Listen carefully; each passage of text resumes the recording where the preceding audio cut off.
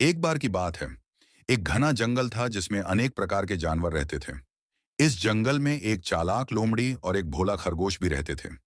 लोमड़ी बहुत ही चालाक थी और हमेशा दूसरे जानवरों को धोखा देकर अपना काम निकालती थी।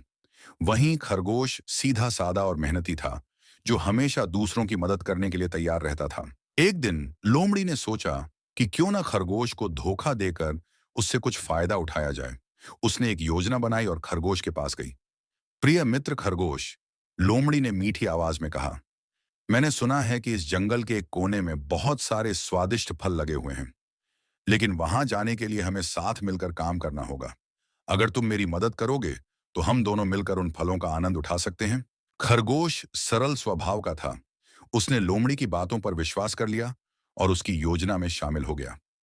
लोमड़ी ने खरगोश से कहा कि वह पहले फलों की तलाश में जाए और उसे बताए कि कहां कहां फल लगे हुए हैं। खरगोश उत्साहित होकर जंगल में चला गया और खोजबीन करने लगा। कुछ देर बाद उसे एक जगह बहुत सारे फल लगे हुए दिखाई दिए। वह जल्दी से वापस आकर लोमड़ी को बताने के लिए दौड़ा। जब खरगोश ने लोमड़ी को यह खुशखबरी सुनाई, तो लोमड़ी ने कहा, तुम बहुत अच्छे हो मेरे दोस्त। अब तुम जाकर उन फलों को तोड़ो और मुझे यहाँ बुलाओ। मैं तुम्हारे लिए यहाँ इंतजार कर रही हूँ। खरगोश ने लोमड़ी की बात मान ली और फलों को तोड़ने के लिए चला गया। खरगोश ने बहुत मेहनत से फल तोड़े और उन्हें एक जगह इकट्ठा किया। फिर वह लोमड़ी को बुलाने के लिए वापस आया, लेकिन जब वह पहुंचा तो देखा कि लोमड़ी वहां नहीं थी।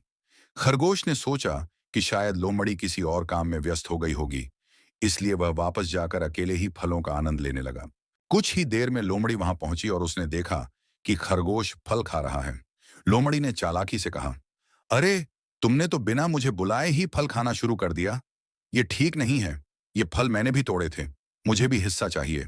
खरगोश थोड़ी देर के लिए संकोच में पड़ गया, लेकिन उसने सोचा कि लोमड़ी भी उसके साथ थी और शायद उसने सचमुच मेहनत की हो। इसलिए उसने अपने हिस्से के फल लोमड़ी को दे दिए। लोमड़ी ने सारे फल खा लिए और फिर वहां से चलते बनी। कुछ दिनों बाद खरगोश को पता चला कि लोमड़ी ने उसे धोखा दिया था। उसने अपनी मेहनत से तोड़े हुए फलों को अकेले ही खा लिया था और उसकी सहायता का कोई महत्व नहीं दिया था। खरगोश को बहुत बुरा लगा, लेकिन उसने अपने आप से एक सीख ली। उसने सोचा कि भविष्य में वह किसी पर आंख बंद करके विश्वास नहीं करेगा, चाहे वह कितना भी मीठा बोले। इस कहानी से हमें यह सीख मिलती है कि हमें दूसरों की बातों में आकर अपना लाभ नहीं गंवाना चाहिए और अपने काम को सोच समझकर करना चाहिए। हमें अपनी मेहनत और समझदारी से ही अपने जीवन को सही दिशा में आगे बढ़ाना चाहिए।